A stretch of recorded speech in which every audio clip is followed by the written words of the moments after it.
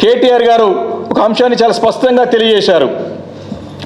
సల్మాన్ ఖాన్ అనే హీరో ఒక్క జింకని మరి ఆ రోజు హంట్ చేసి చంపితేనే మరి ఆయన దగ్గర కొన్ని సంవత్సరాలు కొన్ని రోజులు జైల్లో పెట్టారు.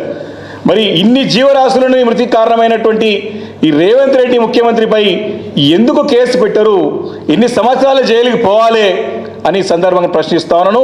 ఇదే ఒక సెంట్రల్ ఎంపవర్మెంట్ కమిటీని నేను కోరుతా ఉన్నాను మా పార్టీ తరఫున.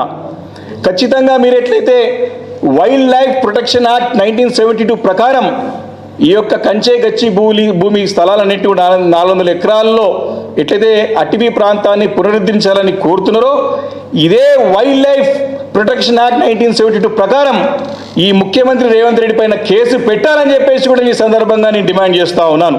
కాబట్టి అనేక చట్టాలు ఉన్నాయి.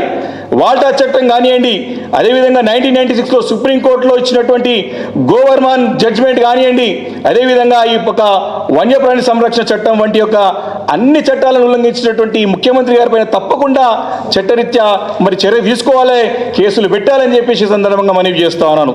ఈ రకంగా మరి